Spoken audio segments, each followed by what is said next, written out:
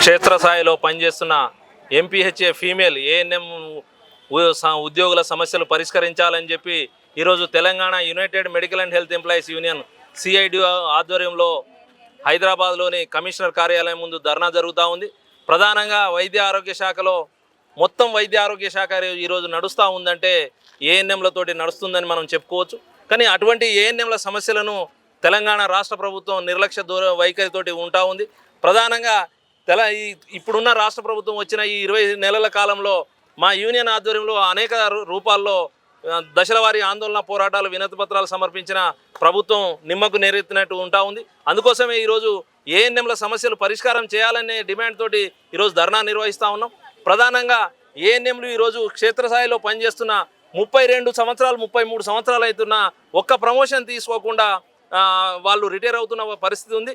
కాబట్టి రాష్ట్ర ప్రభుత్వాన్ని పిఎస్సిలో ప్రతి 2 సబ్ సెంటర్లకు ఒక హెచ్వి పోస్ట్ను క్రియేట్ చేసి సీనియారిటీ ఉన్న ఏఎన్ఎంలందరినీ యథావిధిగా ప్రమోషన్లు ఇవ్వాలని చెప్పి ఈ సందర్భంగా రాష్ట్ర ప్రభుత్వానికి సూచిస్తా ఉన్నాం.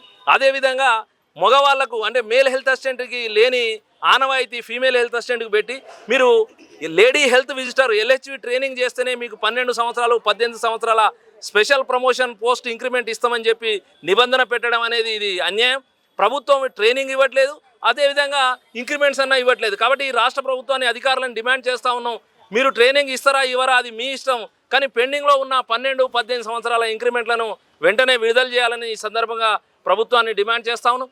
అదేవిధంగా 25 సంవత్సరాల నుంచి సబ్ సెంటర్ స్థాయిలో కాంట్రాక్ట్ ఏఎన్ఎంలు అతి తక్కువ వేతనంకి పనిచేస్తూ ఉన్నారు. కాబట్టి ఈరోజు సమాన పనికి సమాన వేతనం లేదు. అదేవిధంగా రెగ్యులర్ రిక్రూట్మెంట్ కోసం నోటిఫికేషన్ వేసి రాత పరీక్ష వేశారు, కానీ రాత పరీక్ష రిజల్ట్ ఇవ్వకుండా రెగ్యులర్ నోటిఫికేషన్ భర్తీ చేయకుండా అధికారులు ప్రభుత్వం తాత్సారం చేస్తూ ఉన్నారు. దీన్ని మేము ఖండిస్తూ ఉన్నాం. కాబట్టి నోటిఫికేషన్లో పేర్కొన్న విధంగా రెగ్యులర్ రిక్రూట్మెంట్ను వెంటనే పూర్తి చేయాలని చెప్పి ఈ సందర్భంగా ప్రభుత్వాన్ని డిమాండ్ చేస్తూ ఉన్నాం.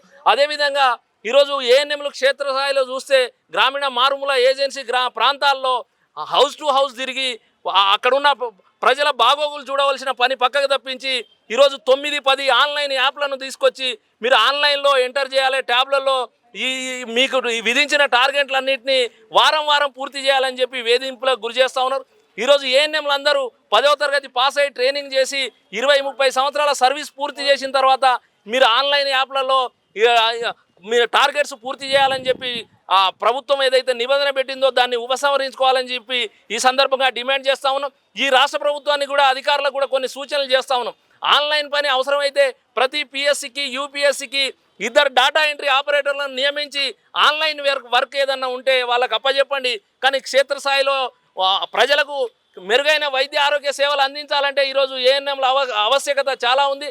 కోవిడ్ లాంటి మహమ్మారిలో మనం చూసాం, ఎవరు పనిచేయని కాలంలో ఇల్లు తిరిగి పనిచేస్తున్న ఏఎన్ఎంల పట్ల ఈ రాష్ట్ర వైఖరి సరిగా లేదు.